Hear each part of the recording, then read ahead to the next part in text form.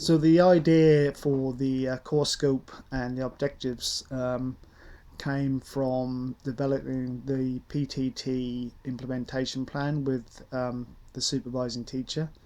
And one of the issues discussed was ways in which the students could build on their existing skills. As you can see from the images on the right hand side, many of the students are very talented, very technical in what they do, but beyond being able to mix paint and follow a brief that's been given them by their teacher, I don't think that there is much of a thought process in the work. I don't mean that to be derogative. I just think that that's quite normal at this level.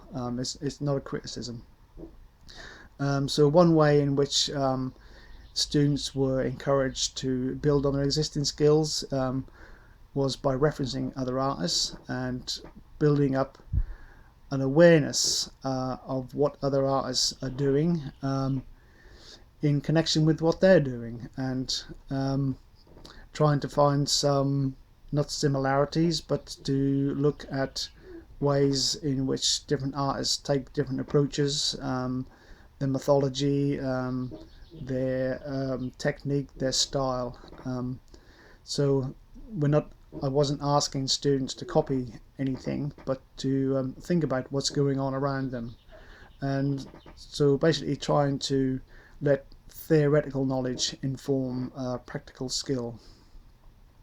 And with conceptual knowledge, I think that conceptual knowledge and understanding comes through reflection. So in the times that the students had between the contact days, which were quite considerable, the brief was to reflect on what has been created in the PTT time and in the past, and try to think about those ideas and bring those ideas forward into the future, and to improve creative thought processes. The creative thought process is a very, very long, drawn out affair, but in the PTT we didn't have time for this, so I used an exercise, kind of a creative brainstorm, where students were put into pairs and asked to develop a list of words, as many as they could think of, very, very quickly, almost without thinking. And then after that to select just 3 of those words and build a story on that word, build a story on those words, and then visualize that story in whichever medium they chose. So it was a very quick process, almost without thinking, and I think that went quite well. So sometimes it's necessary to come away from the thought process and do something different, and then come back to it later. So creating connections between skill and knowledge, and so I think this goes back to theory informing skill.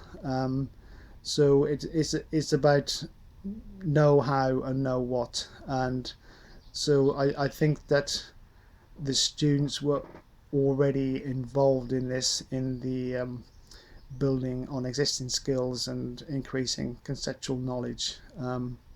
So I think that these ideas are can be quite profound and very difficult to understand, and I think for anyone pursuing a creative future or career, these are lifelong learning obstacles that very often are never resolved, but we can get better and better at it, and increase our skill and knowledge and put the two together.